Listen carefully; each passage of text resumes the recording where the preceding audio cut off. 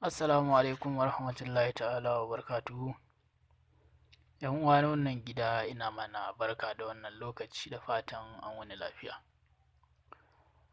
To, insha Allahu wannan bidiyo duk da yake wannan group na WhatsApp ne, to amma insha Allahu zan yi ƙoƙarin ɗora shi a YouTube.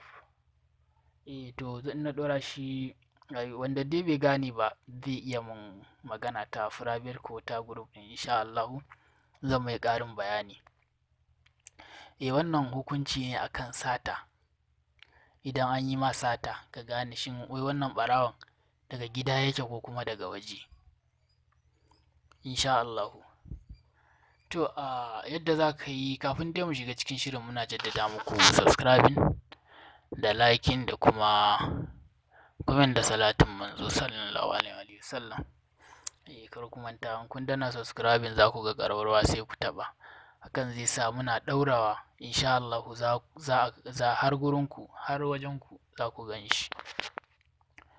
To kai tsaye mu shiga cikin hukuncin.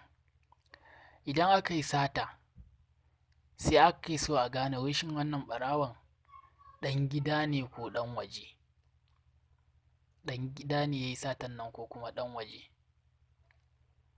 To insha Allahu sai ka zuba ƙasa da niyyar haka.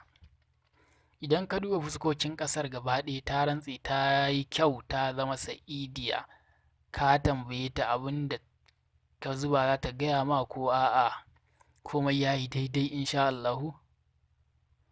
To shi kenan abin da ake so sai ka zo gidan 13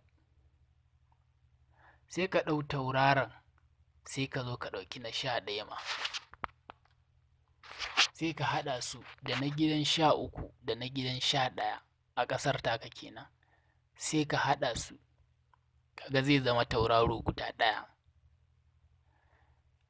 Idan ya zama tauraro guda ɗaya sai ka je sai ka haɗa shi kuma da gidan 15 gidan ƙalida gidan alƙali kenan, sai ka haɗa shi da na gidan 15 sai ka sake tashin tauraro guda ɗaya.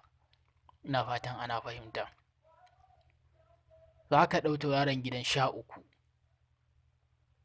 ka haɗa shi da na gidan 11 ka tashi tauraro ɗaya, sai ka zo ka haɗa shi kuma da na gidan wannan wanda ka samu sai ka zo ka haɗa shi da na gidan 15 ka buge su zama guda ɗaya. To sai ka duba a cikin ƙasarka shin tauraron ya fito ko bai fito ba, ma'ana akwai shi a ƙasan nan ko babu. To idan misali sai ka duba sai ka gan shi a cikin ƙasar da ka zuba, to wannan yana tabbatar maka da cewa ɗan gida ne ya yi sata, wannan ko shakka babu insha Allahu ɗan gida ne ya yi wannan sata. Idan kuma baka gan shi ba to ɗan waje ne. Wannan ma sai a rubuta shi insha Allahu wannan hukunci ne sahihi. To kar ku manta da subscribing saboda insha Allahu za mu ci gaba da kawo muku hukunce-hukunce akan abubuwa dai misali mai ciki, aure, irin wannan ne ko sata kamar wanda na kawo muku yanzu, rayuwa ce, jifa ne aka yi wa mutum ya za a yi a gane, ya za a yi a warware, a ina aka binne, duka insha Allahu za mu ci gaba da kawo muku waɗannan hukunce-hukuncen. Dai ku ci gaba da bibiyar mu insha Allahu. Naku ƙaramin almajirinku Suleiman ɗan Borno. Assalamu alaikum wa rahmatullahi ta'ala wa barakatuhu.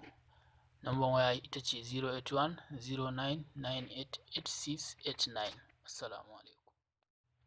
Assalamu alaikum wa rahmatullahi ta'ala wa barakatuhu.